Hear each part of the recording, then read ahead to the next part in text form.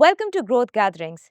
Here we share stories related to corporate leadership and business. I'm your host Fariha Salahuddin, and today our guest Mr. Hassan Azhar, Vice Chairman HRSG International. In this episode, we will learn how he transitioned from a successful career to relocating to Pakistan, joining his family business. So this is about leadership, continuing family's legacy, and also doing well in a cutthroat Wall Street environment. Thank you for joining Growth Gatherings. Thank you for having me. You started your career with Merrill Lynch, Deutsche Bank, Wall Street, basically. And so you always wanted to be an investment banker? So I actually started my career with IBM. I worked there as an accountant for a little over a year, and then I moved over to Merrill Lynch and spent a little bit of time there. Spent a little bit of time after that at Credit Suisse, in both organizations in the strategy group. And then in 2006, I moved over to Deutsche Bank as part of their within their asset management arm. I was working in a private equity, real estate, and infrastructure business. So that's kind of the bulk of my career. I spent about 10 years there. It falls within the investment bank, but more specifically private equity, and we were doing real estate and infrastructure funds. Mm. And investment banking is a competitive space. How was your experience? It's a high-paced or fast-paced, high-stress environment. A lot of the appeal comes from the perception that that's been created that it's a financially very rewarding space to be in, and so a lot of people are attracted by that and get into it for that reason. Um, Believe it or not, the burnout rate is very high as well. Mm. So people get in, they can't handle the stress and the pace of work Mm. because you're working, 18, 20 hours a day, 6, 7 days a week on a regular basis, especially, in the earlier part of your career. And that's not a natural pace, and a lot of people feel burnt out. The money again is attractive up to a certain point, but then that appeal fades away fairly quickly. So there's not too many people who survive the initial, I would say, 10 years, Mm. and people end up switching. For myself, I was not on the front end of the business. I worked in the CFO's office, and towards the latter part of my career, I was managing some real estate investment trusts and some closed-ended private equity funds. So I enjoyed my time there. It wasn't as fast-paced as some of the careers are in investment banking, Mm. particularly because I was in the middle to back office Mm. functions, and so supporting people on the front end.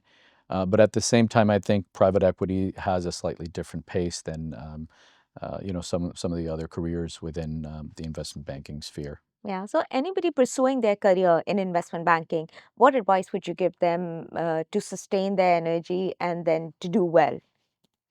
So look, I think it's important to maybe have a little bit of exposure Mm. to what kind of careers exist within this space. Mm. Simply, developing a certain perception from watching movies or Yeah. television shows or from hearing it from people Mm. is not adequate. And that's something that I tried to do as well. Mm. During my undergraduate Mm. years, I spent every summer doing internships for, Mm. at different organizations. In fact, I worked at Merrill Lynch for Mm. some time. And what that does is it at least gives you a flavor of what different careers offer. If you're lucky, you get to be in a rotation program Mm. and you get to try different careers within that ecosystem. And, that also helps you figure out what you don't want to do.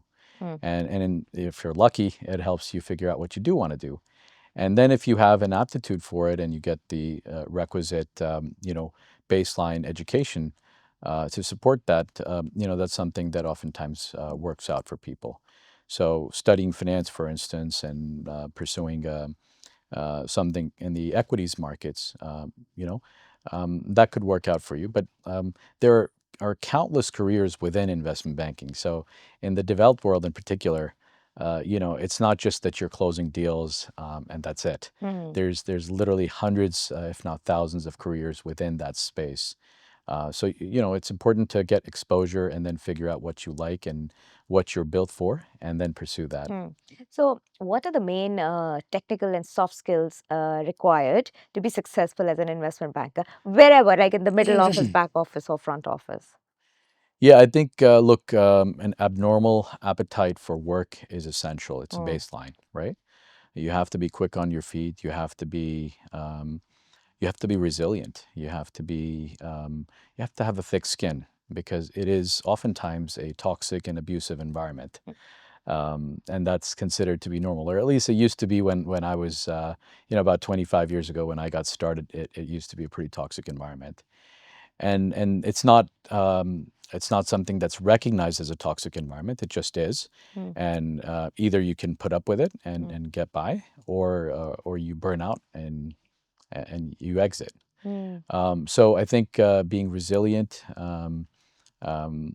being an extraordinary learner, Hmm. because they throw you in the deep end of the pool Hmm. and they expect you to swim, Hmm. and that's their proven ground. Hmm. If you're not able to take that pressure, Hmm. if you're not able to work, like I said, 18, 20 hours a day, as the work demands, then you're not cut out for this line of work, Hmm.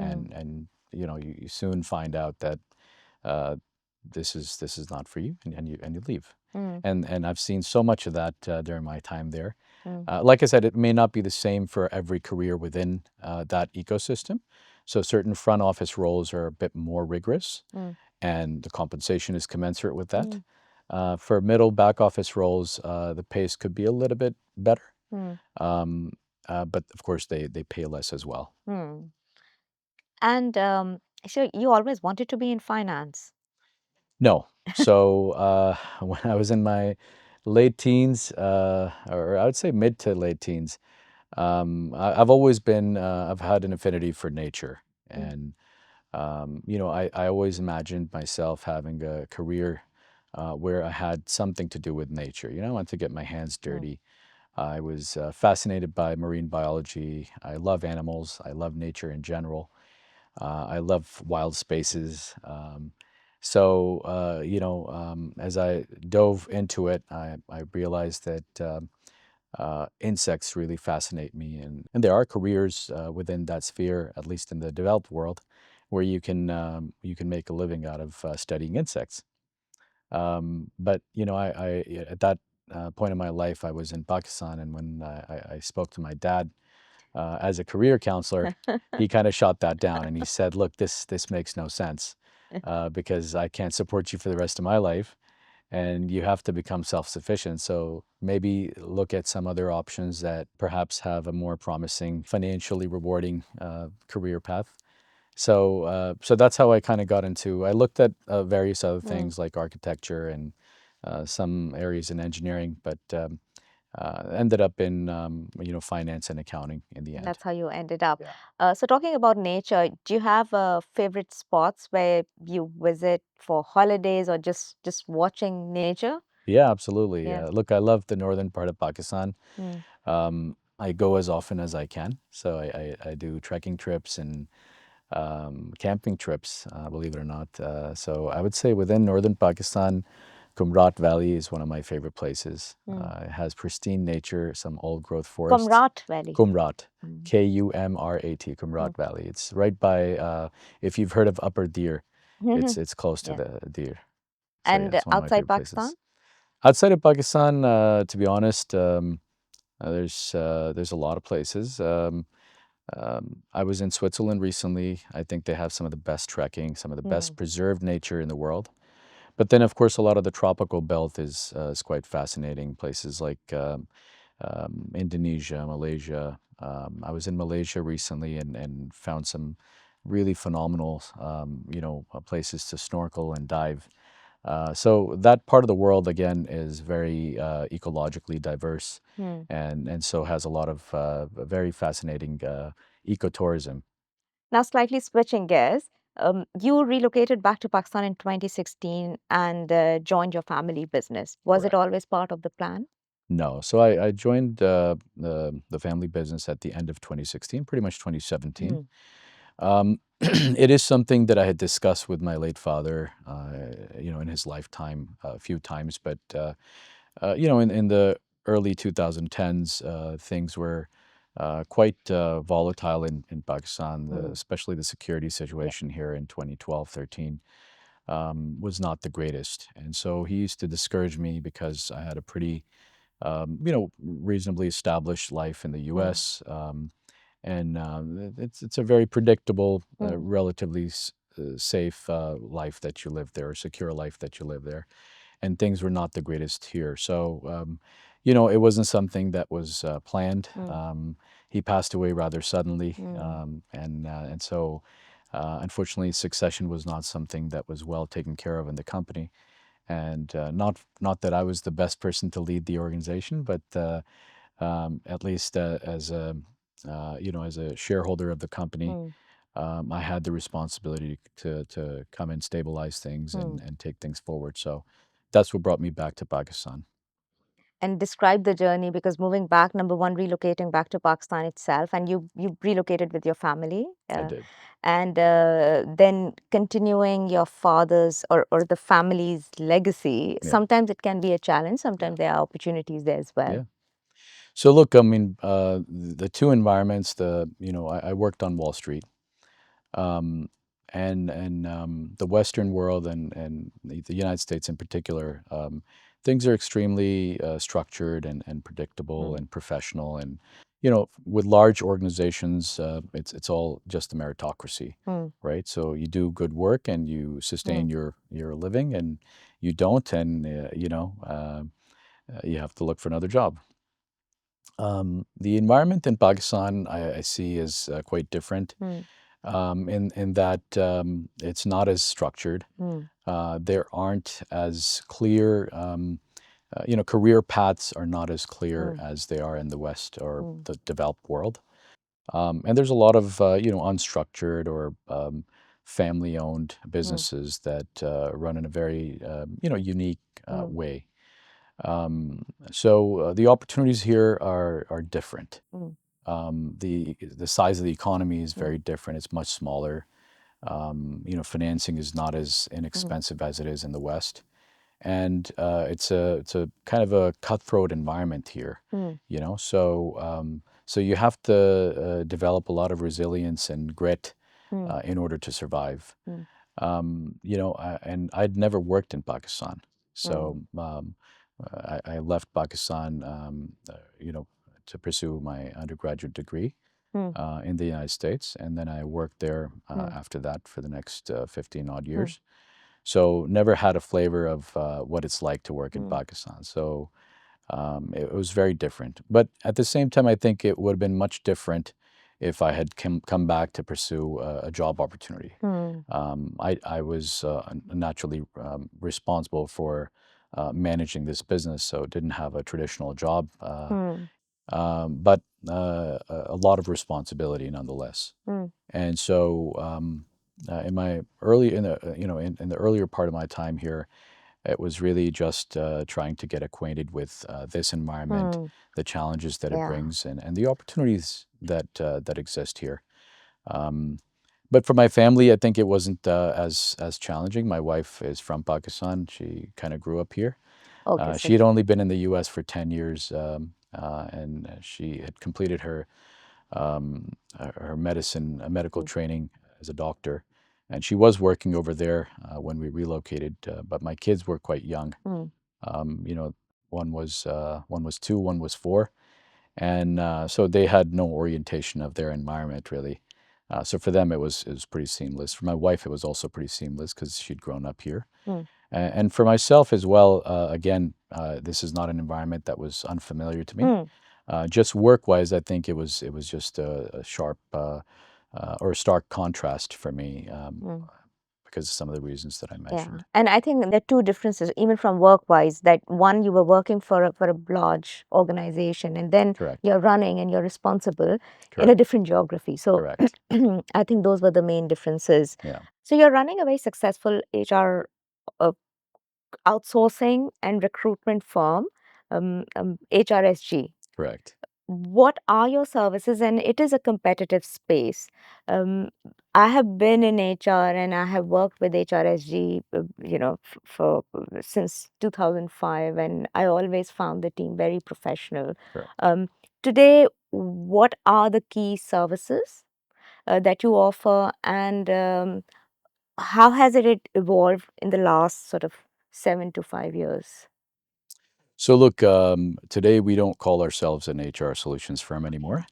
We've morphed into a business solutions firm, which Mm, is a broader way to describe, some of the things that we do. mm, Um, to be honest, the most significant part of our portfolio still comprises manpower outsourcing. mm, But we do have a couple of digital products. mm, One that's an HRMS mm, called Octify, the other, which is a reward survey tool called True Insights. mm, So those are fairly new additions to the portfolio. And then beyond that, of course, most people know us as a search and placement firm.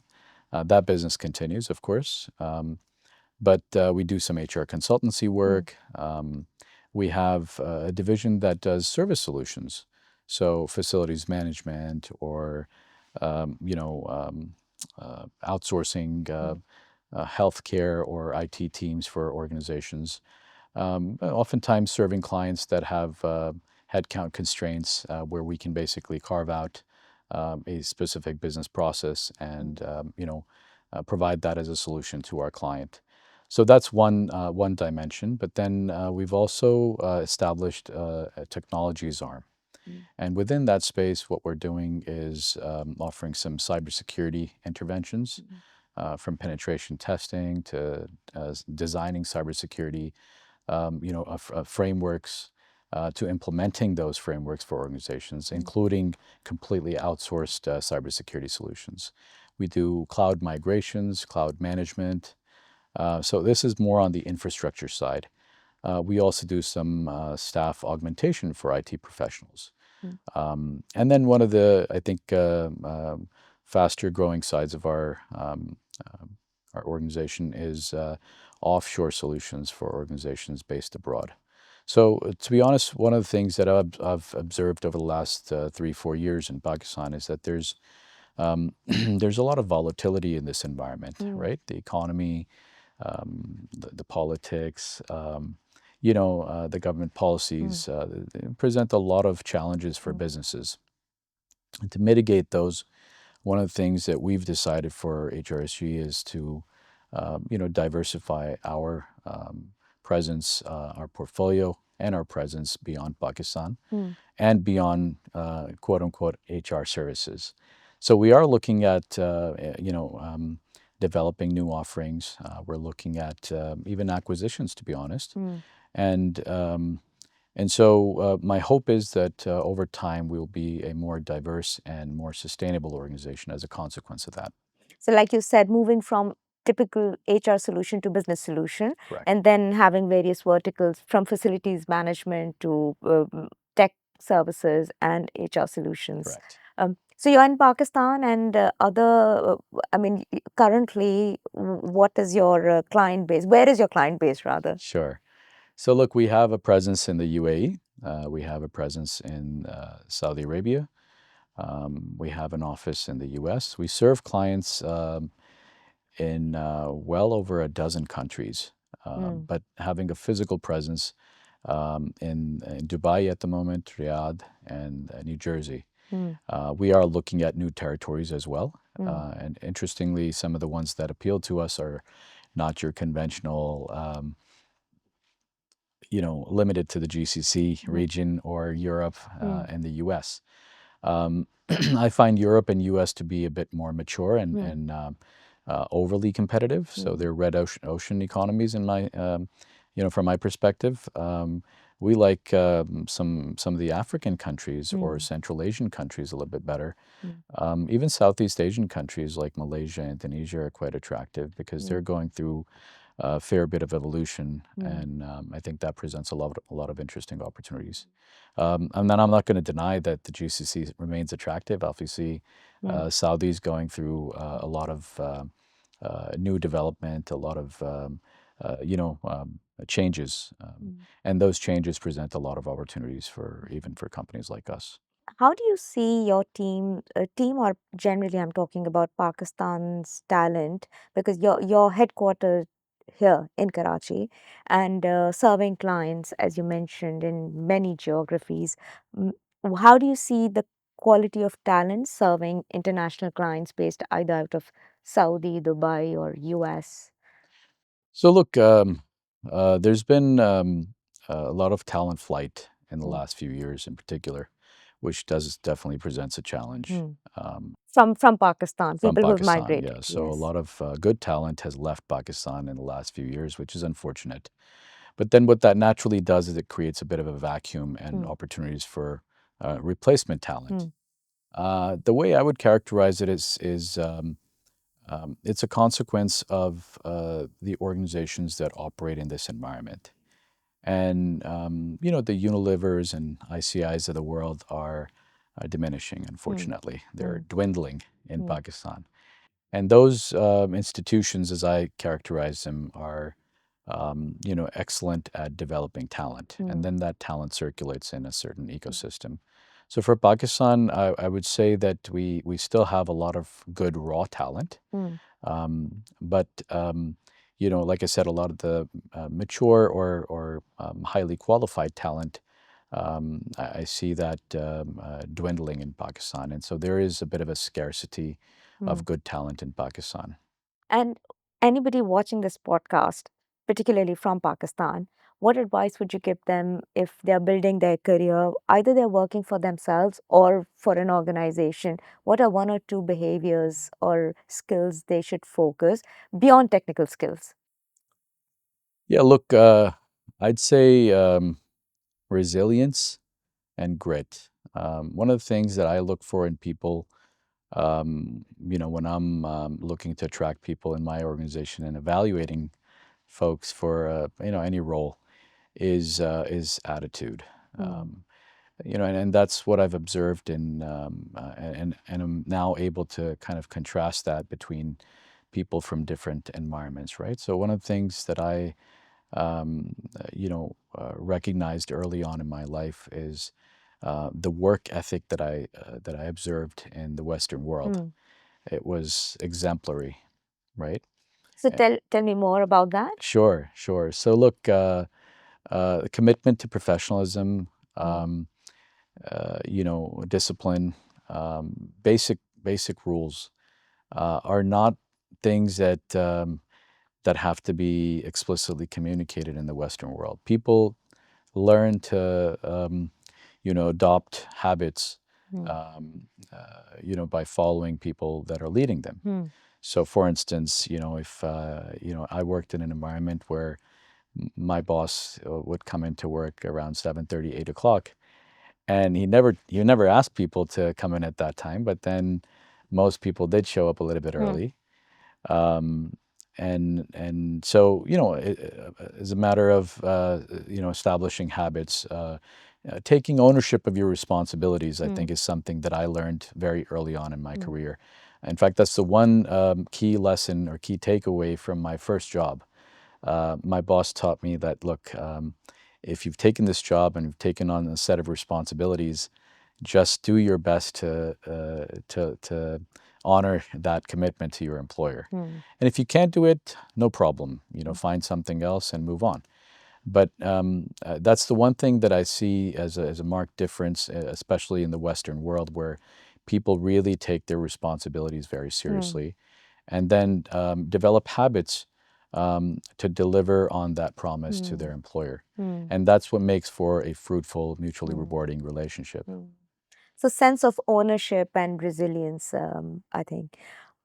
So I'm assuming you must be quite occupied running your business and expanding globally. How do you give time to yourself? So,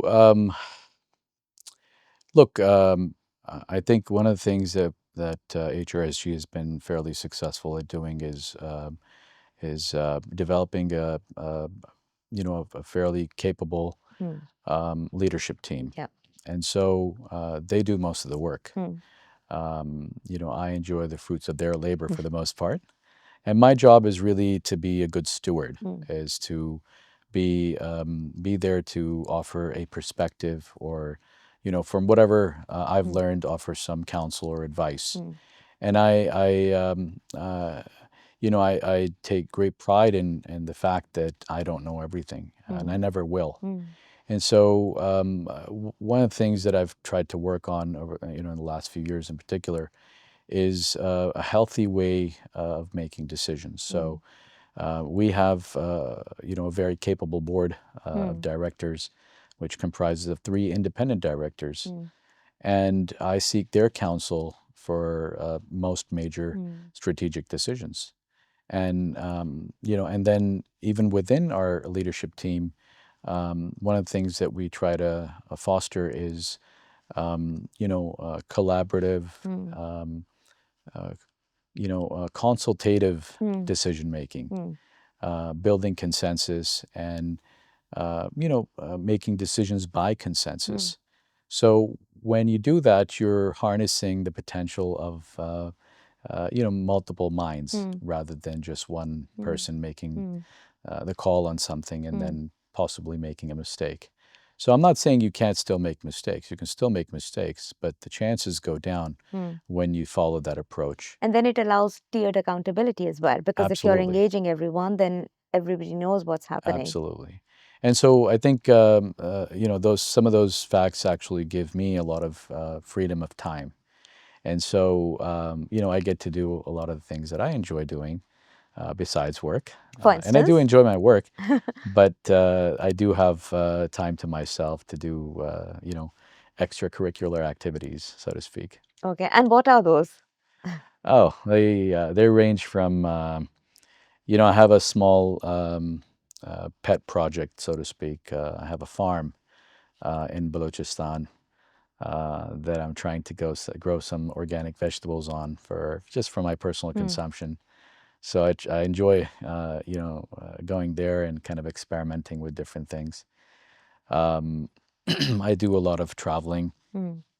and both domestically and internationally, and that's something I really enjoy. So that plus, of late I've been trying to focus on myself and my health, Mm. and I've tried to develop a personal regimen for. And what made you focus on your health? It's a funny story. The last time I was here, you invited me over. We had an event here. Yeah, Yeah, there's an event, jazz night, jazz night, yes. and you were taking pictures, and the picture that you shared with me in WhatsApp, is a horrible picture. And thank you very much for that. I thought it was a great picture, but But it made me look like a balloon, right? So that kind of pushed me to do some, serious introspection. And the very next day, I got some major blood tests done, and the alarm bells were ringing, so to speak. Mm. And so that prompted me to do a 180 in terms of living a healthier lifestyle. So, there's some changes that I've made to my diet and my workout routine, my sleep, some really basic things, common sense things, to be honest. And they've made a huge difference in my life. And what is your routine? So I wake up around 5:30ish, Mm. pray Fajr, and then I go out for a jog. Mm. I am training for the Karachi Karachi Marathon, half marathon. half I'm, marathon. I'm doing a half marathon, hopefully. And so I go out for a jog. I come back 4 days out of 7. I have a trainer that comes in Mm. around 7. I'm back by then. So do some kickboxing, Mm. some hit training. And then typically, freshen up, have breakfast around 9, and then I'm off to work. And what do you eat normally? Look, so I try to again, I'm on this clean diet, so to Mm. speak. Trying to eat or make healthier, choices with regards to my food. So typically, every meal starts with salad, Mm. a lot of leafy greens and cucumbers and whatnot, and then mostly just lean protein. Mm. So that's what's helped me drop about 15 kilograms in the last 3, 4 months. 15 kilos in last three, Yes, 4 months. that's And right. that's not the famous drug, what they call it, Nothing, nothing. nothing. No. And you look healthy. You Yeah, look younger, yeah. if I may I say. feel healthier. And I was gonna say, now, did you get your recently, did you get your blood No, so I'm scheduled to do that next week. next Yeah, week? And you'll four know. at the 4 month mark. Yeah. Because the biggest indication whether especially when you're working on your weight, if your skin is still glowing. Because for some people, if they do dramatic, I don't know, diet or take Zampi, it shows on their face. Yeah, But when I looked at you, when we met, earlier, I thought, you look younger, which yeah, means you have really sort of change your lifestyle, but yeah. it's working for you. So I had a condition, there was like dark circles on my cheeks, Hmm. and that's caused by insulin resistance. Yes. And that's actually improved. That condition's improved. So even my complexion's improved because of that. Hmm. But it was really just insulin spikes that I would, have during the day because of poor dietary habits, really. Hmm. And now I'm very disciplined with my food intake. I try to stick to a 9 to 6 window, Hmm. so 15 hours of intermittent fasting Hmm. almost on a daily basis. Hmm. And again, eating healthier as well. Hmm. Yeah. So not a lot of sugar, not a lot of no processed food, pretty Yeah. much no soda, Yeah. and that's made a big difference. Yeah. So again, what it tells me that discipline is probably your strength. Whether working for Wall Street, relocating back, and Yeah. No, it's taking the business forward, and now yeah. your health. Yeah, yeah. I mean, to be honest, it's something that I have a high degree of appreciation for. I don't know if I would call it my strength, but I do appreciate discipline, and I Hmm. do. It's one of the qualities that I do admire for Hmm. sure. So this is our last round. It's called a rapid fire round, and I'll be asking a few questions. And you don't need to overthink. Whatever comes to your mind, just tell us. One lesson your father taught you that stayed with you. Look, my father was a pretty generous person, and the one thing I cherish about him and who he was um, his genuine care for people. Hmm. And something he used to say that stuck with me, and I try my best to practice it in my own life is to share prosperity. So if you're on the up and up, bring those around you along as best you can, and that's when you truly enjoy it. Hmm. That's a good one. Biggest myth about family business. Uh, that you have to be a part of it. Too often, I see people wanting to control their family businesses, Hmm. especially in Pakistan. Huh. And as a consequence, sometimes they make a lot of mistakes. Hmm. And perhaps sometimes it's better to bring in capable professionals Hmm. to manage a family business. And that's not to say that I do see a lot of companies in Pakistan doing that as well. But compared to more developed markets, I see in Pakistan in particular, people stick with that mindset that they have to, their children grow up and they join the family business, and then same thing Hmm. Hmm. continues over time. Um, I don't see that as a necessity. I see a lot of companies in the West that have morphed out of that and that are no longer run Could you by name a the few? founders. There's so many of them. I mean, you think of any company. Ford Motor Company is not run by the Ford family, right? Hmm. Neither is ExxonMobil, Hmm. right? Run by the Rockefeller family. So Hmm.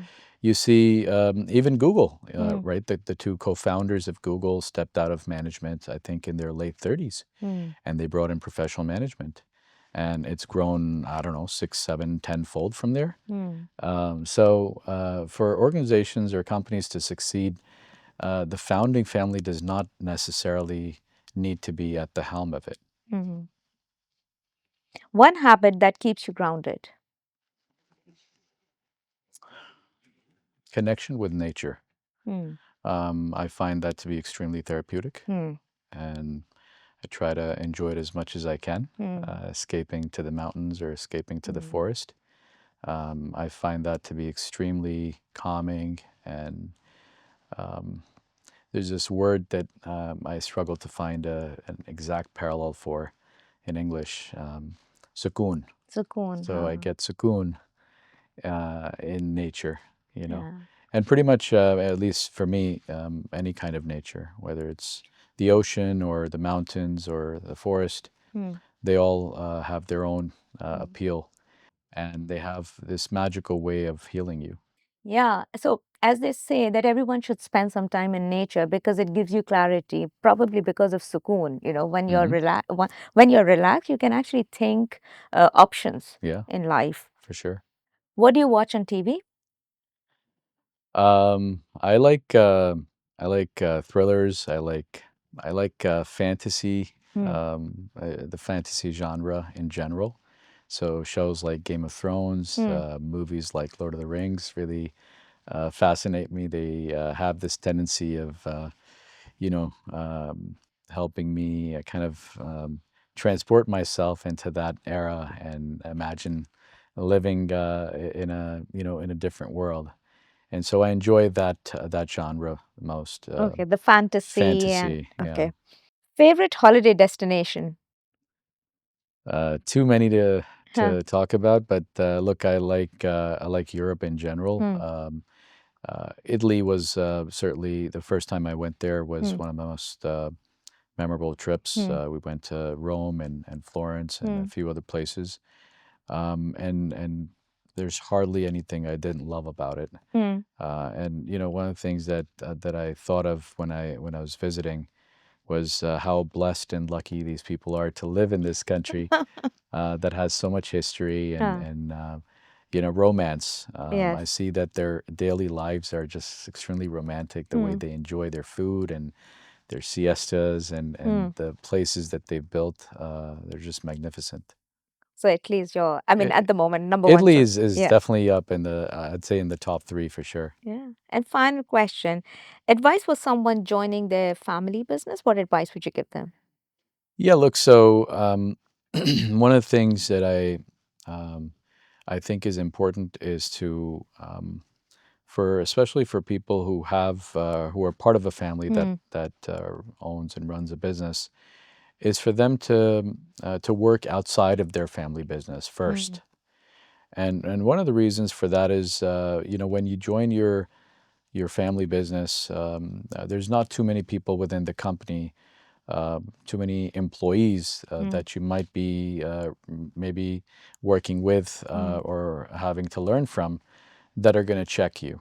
Hmm. And so oftentimes what I observe is people who go from the classroom to either senior management Hmm. in their family business or the boardroom. They're not doing justice to their own family business. Hmm. And so when they work in a nice, mature Hmm. organization, there's a good chance that they'll develop an appreciation for merit, Hmm. and they'll develop some discipline, Hmm. and that goes a long way when you maybe later on Hmm. join your family business. You Hmm. can contribute a lot more. Hmm. You can add more value. Absolutely. Thank you so much, Hassan. It's Thank you been a for pleasure. joining It's in been a Growth pleasure. Thank you Gatherings. very much for having me. Thank you. Thank you for watching Growth Gatherings. In this episode, we learned how to successfully evolve our family business. Signing off, Fariha Salahuddin. If you like the content of this video, please like, subscribe, and share with your friends and family.